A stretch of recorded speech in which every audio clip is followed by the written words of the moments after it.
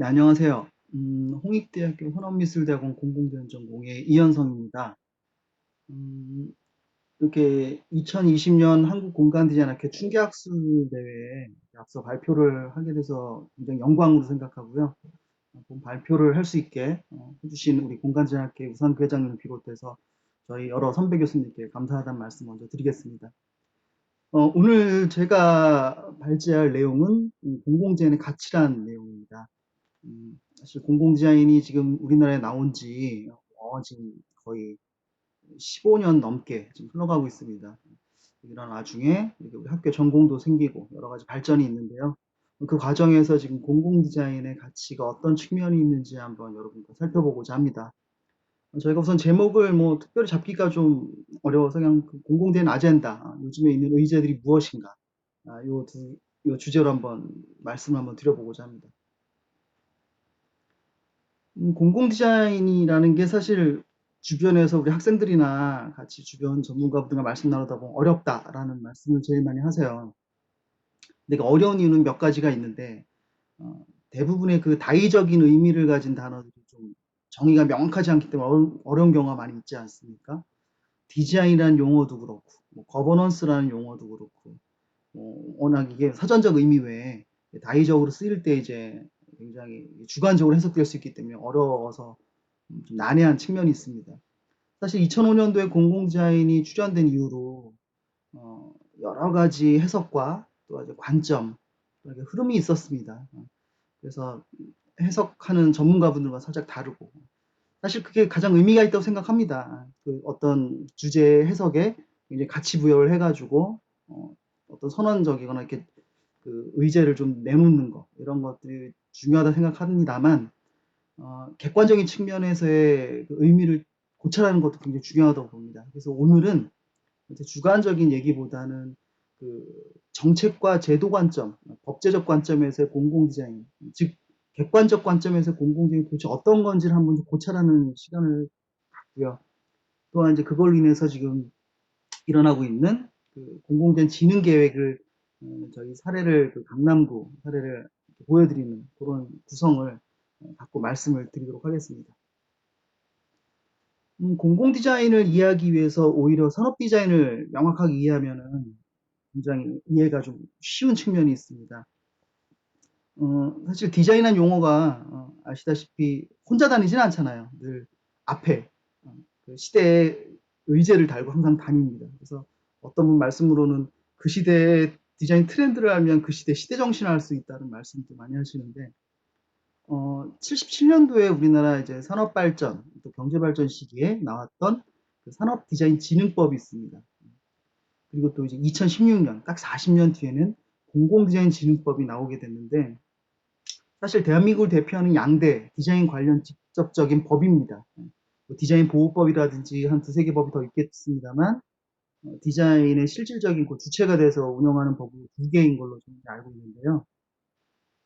산업디자인진흥법의 그 정의와 목적을 살펴보면 사실 그 당시에 이제 산업경제 발전, 경쟁력 강화에 굉장히 의미를 뒀기 때문에 이제 그 산업의 경쟁력 강화 이바지함을 목표로 하고 미적, 기능적, 경제적 가치를 최적화시키는 그런 의미를 두었었습니다.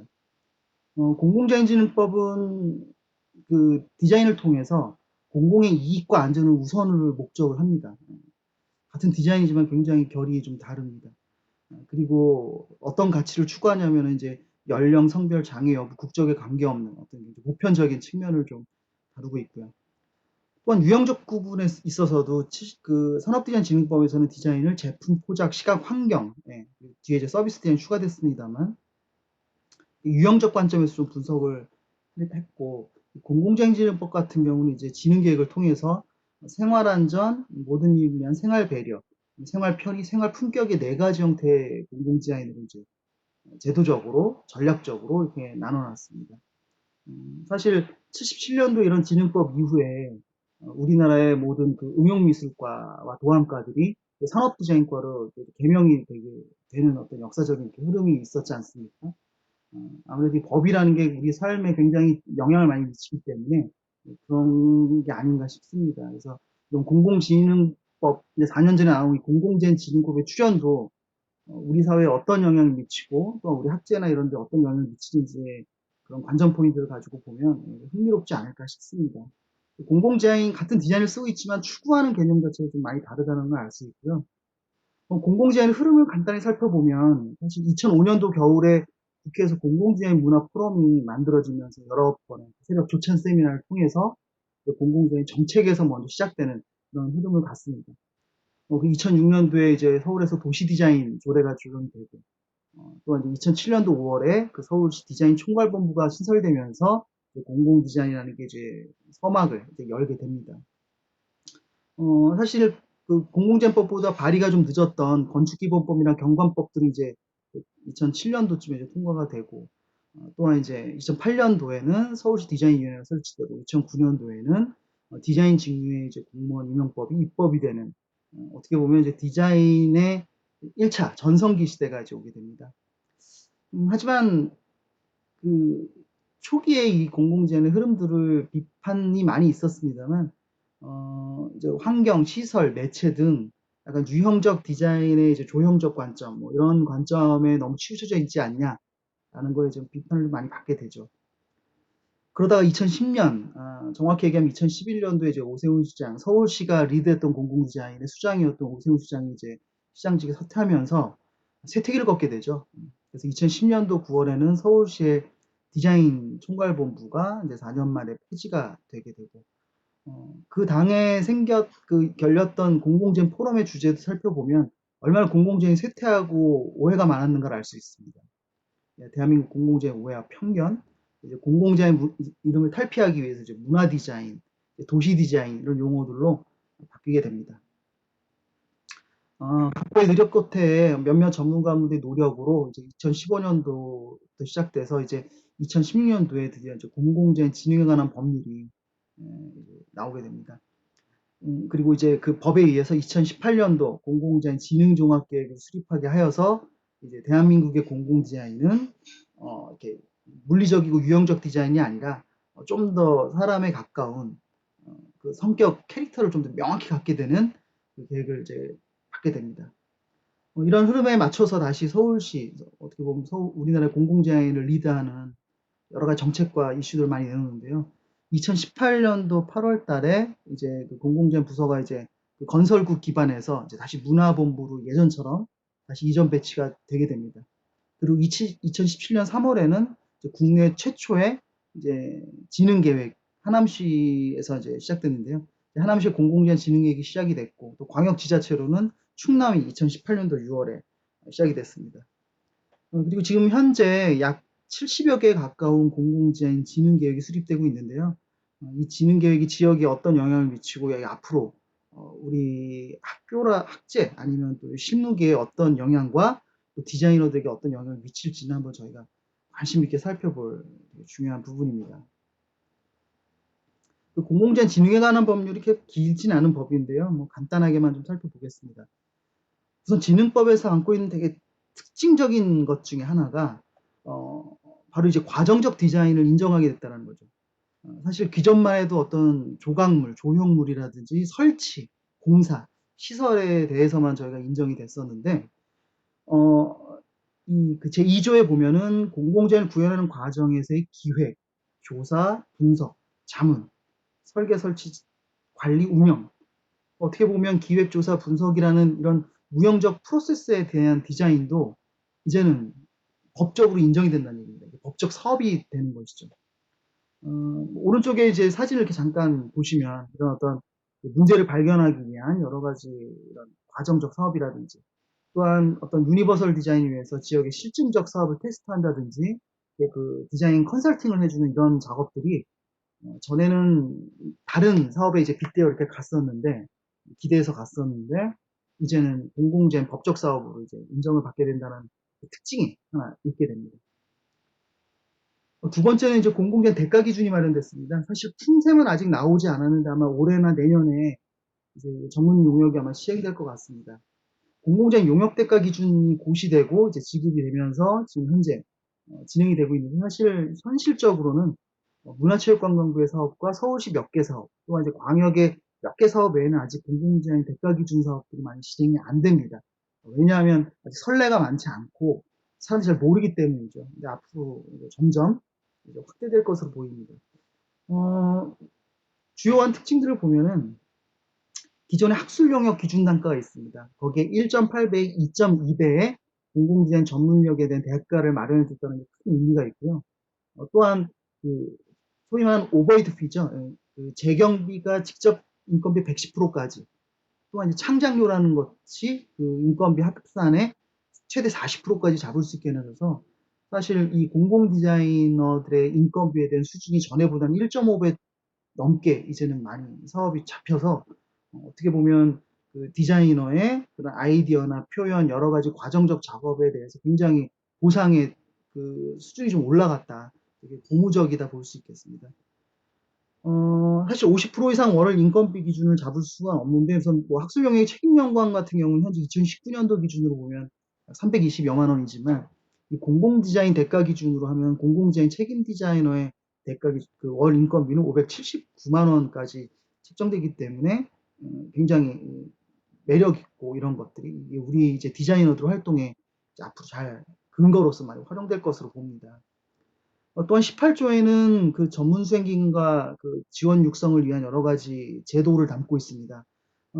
가장 재미있는 것 중에 하나는 이제 공공재원 전문회사가 이제 인증이 된다는 거죠. 여태까지는 그 KIDP에서 인증하는 산업디자인 전문회사가 우리나라를 대표하는 디자인 전문회사로서 이제 있었는데, 이제는 그 공공재원 전문회사도 인증이 됩니다. 그래서 요즘엔 두 개의 라이센스를 다 갖고 있는 곳들이 많이 있죠. 또한 전담기관인 한국공예디자인지원이 전담이 되고, 또한 공공재원 관련 대학, 연구소, 산업대학 지원을 하게 되는데, 아마 우리 학교 홍익대학교 그 공공디자인 전공도 아마 이러한 영향으로 만들어진 것이 아닌가 싶습니다. 또한 그 사실 디자인이 법정 계획이 없습니다. 산업디자인 진흥계획이라는 게 있긴 합니다만, 이렇게 지자체 단위에서 이렇게 법정 계획으로 운영 관리하는 게 없는데, 국가에서 이렇게 리드하는 게 좋은 건지 아닌지 잘 모르겠습니다만, 어쨌든 도시기본계획, 경강계획, 지구 단위 계획 그런 것처럼 이 법정 디자인 계획이 마련됐다는 게 굉장히 의미가 있습니다. 그래서 전국 240여 개 지자체는 사실 5년마다 공공재원 진흥계획을 통해서 지역의 공공재원에 관련된 여러 가지 참여나 육성, 제도, 관리에 대한 사항들을 수립하게 되어 있습니다. 그러면 지금 이런 영향들이 이제 미쳐서 사실 2008년도에 나온 도시 디자인 조례에서는 사실 도시 디자인의 정의를 도시 공간에 있는 시설물들의 배치, 형태, 윤곽, 색채를 디자인하는 행위라고 되어 있습니다만, 진흥법 이후에 나온 진흥조례에서는 이, 이 도시 디자인의 개념이 이제 공공 디자인으로 바뀌면서 사회 문제 해결, 범죄 예방, 유니버설의 사업에 대한 심의를 하게 되고, 공공이익과 안전, 모든 사람들이 편리하게 사용하고 사회 문제 해결해야 되고 시민의 참여를 확대하는 그런 목적을 가진 사업으로 확산되고 있습니다. 국가가 진흥종합계획을 수립을 하였습니다.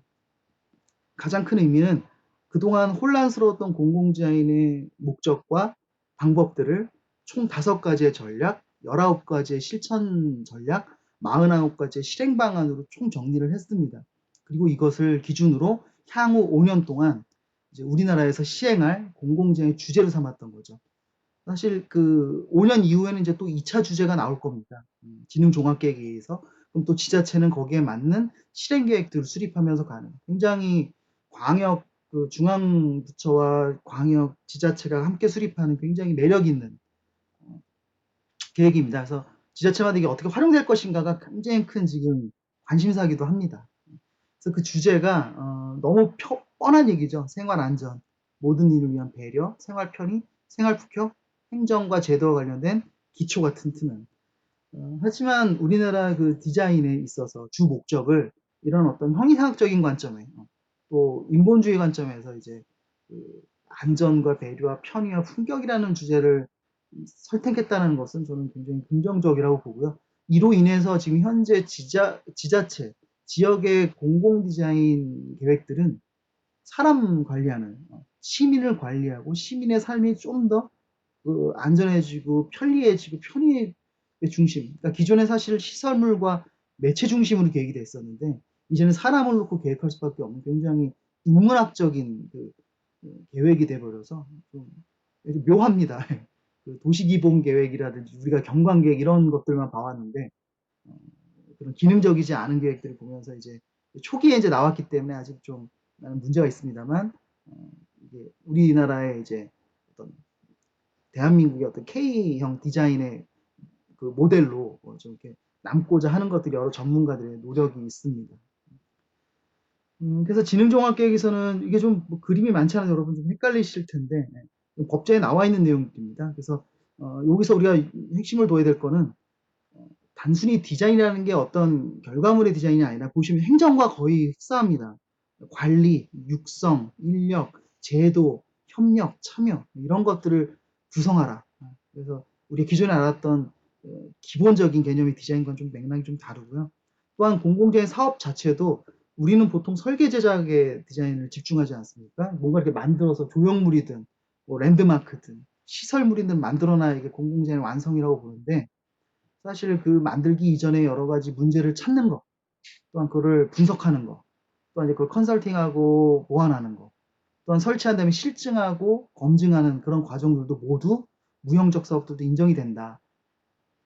그래서 공공재는 지능계획, 지역에 있는 공공재는 지능계획이란 첫째, 국가가 세운 제1차 공공재는 지능종합계획 주제인 생활안전, 배려, 편의, 품격, 기초행정 전략을 우리 지자체 성격에 맞게 지능법 2조에서 정의한 공공재는 사업의 형태, 즉 기획, 조사, 분석, 자문, 설계, 설치, 관리, 운영의 과정적, 결과적 내용을 향후 5년 동안 예전에 뭐 5개년 경제개발 계획 있는 것처럼 5년 동안 운영할 수 있는 전략과 그 방법들을 수립하는 계획입니다. 이것의 의미는 사실 기존에 우리 도시를 관리하는 계획들이 도시기본계획, 관리계획, 경관계획 앞서 말씀드렸다시피 지역의 조능 기반의 기능과 용도를 중심으로 하는 그러한 또 규제 중심의 계획들이었죠. 그리고 도시공간의 유형적 도시자산을 기본으로 그런 것들을 관리하는 계획, 땅에 관련된 물리적인 계획에서 볼 수 있다면 이 공공디자인은 거기에 있는 소프트웨어인 한 사람에 대한 것, 사람이 안전하게 그 하드웨어적인 공간 위에서 좀 더 편리하게 또 배려받게 모든 이가 또한 이제 그 품격에 맞게 또한 연령 성별 장애 구분 없이 누구나 다 또한 적극적 협력 체계를 통해서 거버넌스가 이루어질 수 있는 방법론들 이런 것들을 세워야 된다. 그래서 저는 이 도시의 여러 가지 도시 공간을 관리하는 기존의 이런 국계법 하에 이런 계획들과 이 지능법 하에 이러한 계획들이 세트가 이루어진다면 우리 도시를 운영하는데 굉장히 효율적인 제도가 아닐까 싶고요.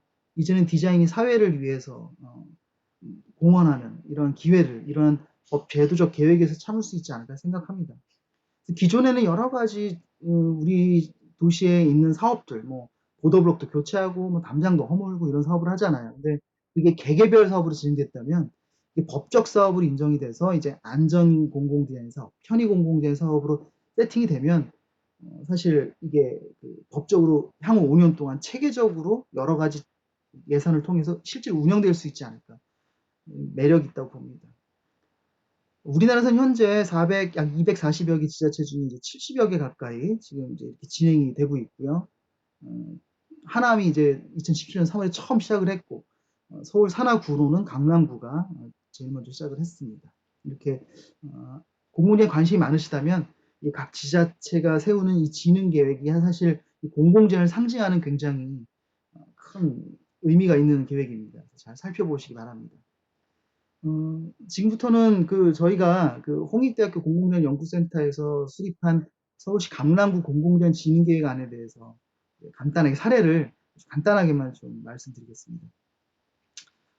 강남구의 공공재원 진흥계획은 앞서 말씀드린 것처럼 이 진흥계획의 규정의 성격에 맞게 할 수 있게 하기 위해서 또한 보기 편하게 하기 위해서 공공디자인의 기획과 운영까지 이 시스템들을 총 6개로 나눠서 6개에 대해서 뭐 자산조사라든지 대상조사라든지 진흥사업, 매뉴얼, 거버넌스, 행정계획 이런 6개의 카테고리로 구성되어 있습니다. 그래서 오른쪽에 이렇게 파란 부분에 나와 있는 것들이 이 공공디자인 계획에서 수립해야 될 목표치들입니다. 마케팅, 뭐 거버넌스, 행정, 정책, 인력 관리, 예산 관리, 이게 사실 디자인이 할 일이냐라고 보시겠지만, 공공 디자인에서는 사실 이런 것들이 오히려 50% 이상을 차지하는 그런 것이죠. 그래서 일부 전문가분들은 이제 공공 디자인 계획이 오히려 행정 계획에 가깝다, 전략 계획에 가깝다, 이제 이런 말씀들을 하십니다. 이런 계획 하에서 이제 실행 계획들이 이제 발현돼서 이제 도시의 이제 실질적인 사업으로 이제 구현이 되는 거죠. 지금까지는 이 실현 사업들이 이제 단위별로 각자 움직이다 보니까 이제 이런 법적 사업으로 관리해주면 어떨까 이런 생각들을 하고 있습니다. 예, 이런 6가지 항목들에 대한 내용들로 좀 간단하게 한번 말씀드리겠습니다. 먼저 비전은 사실 커넥트 시티라는 것은 이제 그동안 행정과 시민의 연결, 또 공간과 공간의 연결이라는 어떤 상징적인 언어로 이제 잡게 됐는데요. 그냥 나온 것은 아니고 여태까지 강남에 있었던 여러 가지 시책 사업들이나 정책들을 이제 그 빈도수를 측정해서 가장 그 공통된 단어들과 의미 있는 것들을 이제 찾았죠. 그리고 이렇게 보행 안전, 유니버설, 컬처, 서비스라는 거는 앞서 나온 국가에서 세운 공공지능 종합계획의 주제에 맥락에 맞게 맞추려고 노력을 했죠. 또 공공 디자인의 특성상 보통 그 물리적인 자산 조사보다는 비물리적 조사가 많습니다. 그래서 의식 조사는 반드시, 그러니까 저희 전문 외부 설문기관에 의뢰해서 의식 조사라든지 이런 걸 하고 있고요. 또 이제 빅데이터 기반의 데이터들, 여러 가지 지표를 개발해서 그 퍼블릭 밸류 인덱스라고 하는 뭐 지표까지 여기서 개발해 봤었는데 그런 걸 합니다. 또한 이제 시책 사업 외에 또 재밌게 했던 거는 강남에서 이제 민원 분석을 합니다. 그래서 민원의 주제들이 사실 공공재생 주제와 굉장히 밀접하거든요. 그래서 이 공공 디자인의 계획이 그 민원을 양성화시켜서 사업화했다는 그런 의미를 갖는 이제 굉장히 생활 밀착형의 계획으로 진행하려고 노력을 하였었습니다. 또 이제 30지라고 하는 것은 사실 대상지를 이제 강남구 안에 사실 우리가 아는 대형 거점들, 뭐 코엑스라든지 뭐 이제 이런 데가 있지 않습니까? 이제 그런 데 말고 실제로 이 공공 디자인의 대상 자산으로 예전에 그 가로수길이라든지 이런 데가 사실 그 거점 지역은 아니었는데 지금 굉장히 그 중심지로 이렇게 발전한 것처럼 잠재적 거점지를 발굴하는 데 있습니다. 예를 들면 그 강남역은 이제 저희가 이제 공공된 지능자산 대상지 중에 하나로 이제 골랐는데 이런 거죠. 그냥 강남역 하면 우리가 그냥 굉장히 그 유흥 공간이고 교통이 편리한 공간을 알겠습니다만 사실 강남은 우리나라 최대의 대학생들이 모여 있는 곳입니다. 등하교 시간에. 여러분 아시는 분은 아시겠지만.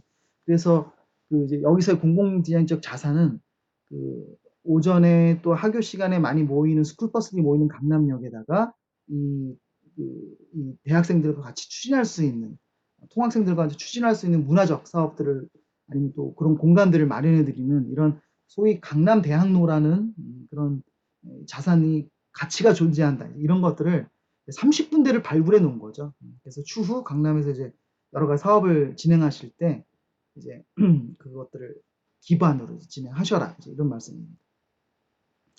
그 중에 24개는 이제 골라가지고 저희가 실질적인 공공재생 사업으로 발전을 시켰는데 오른쪽에 보시다시피 이 사업은 지능종합해서 추진하고자 하는 안전, 편의, 품격, 배려 이 모든 부분들의 맥락이 좀 맞아떨어지게 하고 있습니다. 예를 들면 지금 이제 실제 지금 진행되고 있는 사업이 국악고 일대 어떻게 보면 강남에서 좀 소외된 그 지역이라고 합니다. 그리고 또 국악고라는 지역 거점도 또 존재하고 그런 것들에 대한 대상지를 저희가 유니버설 관점과 또 스토리텔링이 존재할 수 있는 이러한 그 커뮤니티 기반의 국악 그라운드를 조성하는 소프트웨어 사업을 개선하는 그런 장소형 지능 시범 사업으로 선정을 해놨는데 이런 식의 분석을 24개 사업을 이제 수립해놨고 지능 계획에서는 통해서 이제 향후 5년 동안 이 사업들을 강남구에서 하나씩 하나씩 이제 실행해 나갈 것입니다.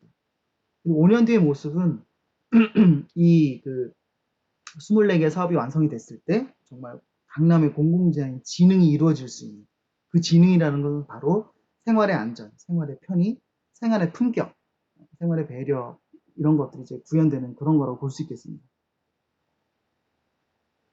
이런 장소형 사업 말고 이제 특화형 사업도 있습니다. 죄송합니다. 네. 예를 들면 이제 요런 어떤 강남구만의 스쿨존 특화존을 만드는 거죠. 그래서 녹색 어머니에 가면은 하시는 깃발을 이렇게 들고 내리고 하는 그런 가이드를 특정 시설물들이 이렇게 대신해 준다든지, 또한 이렇게 공공 스티커라고 해서 충돌이 일어날 수 있는 부분에 이런 부분들, 또 이제 쓰레기통의 이 투입구 부분을 쓰레기 형태들과 일치시켜서 넛지 디자인 개념의 행동 유도를 하게 되면서 그 지역의 불법 투기를 좀 줄이는, 뭐 예를 들면 그런 시설물 5개를 이제 특화를 해서 지역의 공공의 이익과 안전이 구현될 수 있도록 하였습니다. 먼저 그 특화 진행 시범 사업안 중에 쓰레기통 하나 말씀드릴게요. 요 위에 요 샘플 사진을 보시면 좀 이해가 되실 텐데, 캔을 들고 가면 요 동그란 캔에 버리게 되고, 신문이나 종이를 들고 가야 되면 이렇게 납작한 데 버리게 되지 않습니까? 이게 우리가 흔히 아는 넛지 디자인, 즉 그 행동 어포던스 디자인이라고 볼 수 있는데요. 특히 또 여기다가 이 색채마저 통일한다면, 빨간색 동그라미 원이 우리 전 지자체에 구에 이게 다 통일돼 있다면 사람의 행동들이 자연스럽게 유도가 됩니다. 불법 투기율이 적어지는 거죠. 그래서 밑에 쓰레기통은 다르더라도 겉에 이 투입구의 모양과 색을 통일하게 되면은 굉장히 그 쓰레기 수거의 효율이 올라갑니다. 사실 이 아이디어를 생각하게 된 것은 그 민원 조사했을 때 이 불법 쓰레기 투기라든지 쓰레기통 주변의 투기율이 굉장히 높다라는 것이 이제 있기 때문에, 이런 것들이 이제 공공재생 쪽 진흥기획에서 이제 사업해서 될 수가 있다고 볼 수 있겠죠. 그래서 이러한 식의 이제 쓰레기통들이 이제 이렇게 강남구에 이제 미미미 저희가 깔끔히 쓰레기통이라고 이제 특화 사업을 좀 하는 게 있고요. 또 이제 강남 공공재생 만들기 매뉴얼.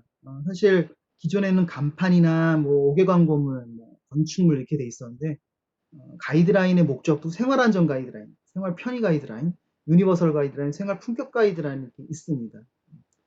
사실 그 품격 가이드라인에서 이 도시 브랜드 만들어서 운영하기라는 주체가 있었는데, 실제로 이 용역 연구하는 중간에 저희가 그 브랜드를 하나 연구하게 됐습니다. 그래서 그 미미미 강남이라고 해서, 사실 미미가 뭐 나한데 왜 나 너냐는 말이 많은데, 이게 나와 상대방을 동일시하는 관점에서의 이 상대방을 배려하는, 굉장히 상대방도 나처럼 생각하게 하는 그러한 함의적인 뜻이 있습니다.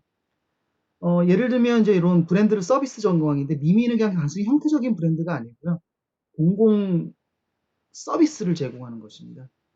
예를 들면 이 미미 버스가 이 오른쪽에 보이지 않습니까? 쓰레기통 앞서 말씀드렸고, 요 버스 같은 경우는 이제 도서관 책을 잔뜩 싣고서 책을 보기 어려운 구에 특정 위치에 가서 일주일 동안 멈춰 있는 겁니다.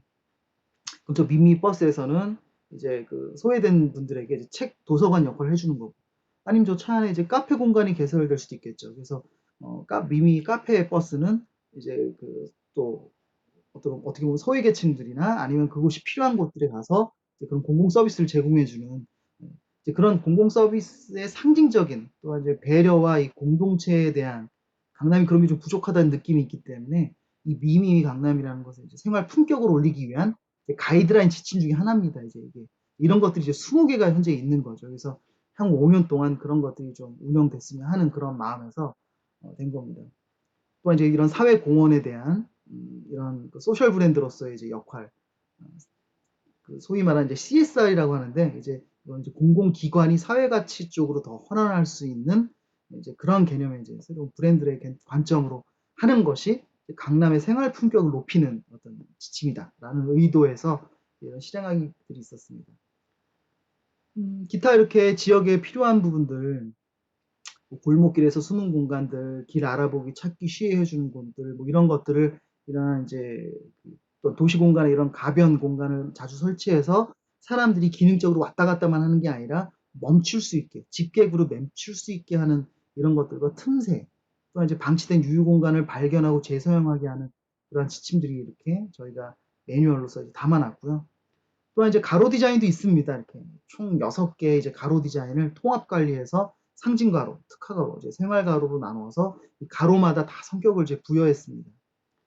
또한 이제 거버넌스나 협력 체계는 이 진흥법에서도 굉장히 강하게 요구하고 있는 내용입니다. 그래서 강남의 특성상 대기업이 많이 밀집되어 있습니다. 그래서 대기업들이 CSR 사업으로 또한 CSV의 그 가치 실현 사업으로서 지역에 들어올 수 있는 프로그램들을 이런 진흥 계획에서 수립을 하여서 그런 투자들과 그런 사회가치 환원이 공공재인 법적 사업 안에서 이제 이루어지고 실질적인 주민 참여가 일어나게 하였으며 또한 이제 공공재인 랩이라는 걸 만들어서 지역의 문제 발견을 주민과 이 관이 같이 하는 거죠. 그러니까 문제 해결하는 사람 따로, 그 해결하는 사람 따로, 요구하는 사람 따로 이렇게 있어서 서로 영역이 나눠지게 되면 서로 이렇게 감정들이 좀 상하기 때문에 함께 발견하고 함께 아이디어를 정의 내리고 구현해서 실증하는 단계까지 전 과정을 프로세스를 공유하는 겁니다.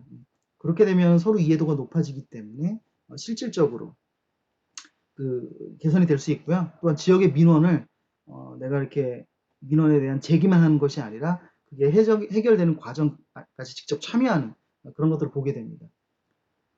행정 계획들이 많이 있습니다. 사실 근데 이제 공공지하인 그 특성상 규제 계획이 아니기 때문에 심의라는 것보다는 사전 리뷰. 그래서 그 지역의 사업들이 좀 더 풍부하게 안전해지고 편의성을 가지고 누구에게나 배려되고 지역 품격이 올라갈 수 있는 이런 주제들을 시행할 수 있는 그 사전 리뷰 제도를 진행하고 그런 컨설팅 제도가 좀 활성화돼야 된다고 봅니다.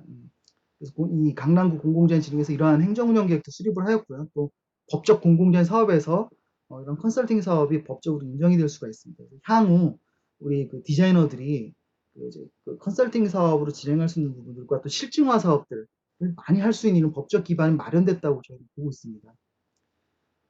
또한 이제 이 공무원분 따로 있고 이렇게 전문가분 따로 있다고 보는데 사실 저희도 외국처럼 이런 전문가분들이 직접 행정에 직접 관여해서 참여해서 실질적으로 그 시스템에 돌아가는데 지원해 드릴 수 있는 그러한 제도들도 이제 국내에서는 이제 도입되고 이런 공공부문에서의 질적 향상을 위해서 물론 이제 디자인 전문직 분들이 있으십니다.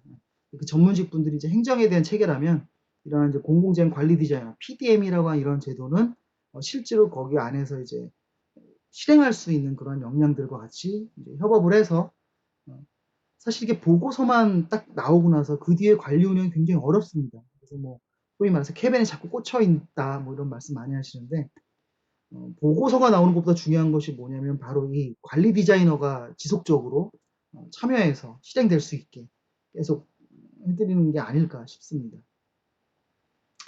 그런 계획들이 이렇게 향후 5년차, 1년차, 2년차, 3년차, 4년차, 5년차 이런 식의 로드맵 계획으로 저희가 이제 그 수립을 해서 실제로 이제 1년마다 평가 품평회를 열어서 진행할 수 있게 관리하고 있고요. 또한 이제 그 기존의 보고서와는 달리 좀 핸디북식으로 좀 보기 편하게 이렇게 구성해 놓고자 하였습니다.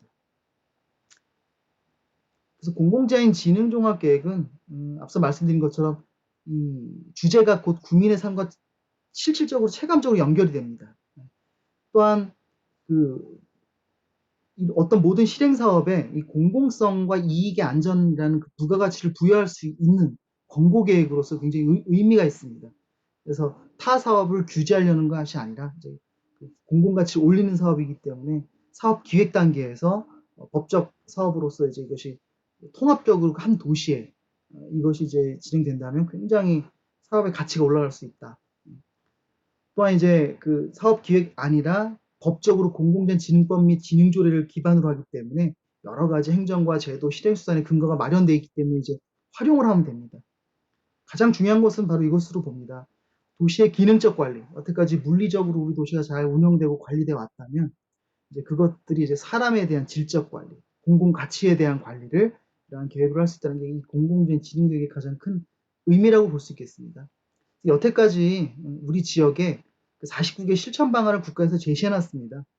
지금 다 우리 지역에 있는 사업들이거든요. 뭐 범죄 예방 사업이라든지 여성 친화 사업이라든지 뭐 유니버설 디자인이라든지 뭐 심지어 차세대 여권 디자인까지 다 포함되어 있죠. 예쁜 디자인 사업이 아닌 문제 해결형으로 지역에 정말 필요한 사업으로 이렇게 진행되는 것이 바로 공공재원의 매력이 아닌가 싶고요. 마지막으로 이제 이러한 제도와 정책에서 객관적 가치의 공공재원을 우리가 이제 이해할 수 있다면 그 다음으로서 이제 문화적 가치로서 이제 문화로서 사람의 행위로서 이제 문화화되는 것이 이제 공공자인의 의미가 아닐까. 그때 가서야 이제 다양한 공공자인 해석들이 같이 어우러지면서 대한민국의 공공자인 가치를 올릴 수 있지 않을까 생각을 합니다. 네. 이렇게 짧은 시간 좀 급하게 말씀드렸는데요.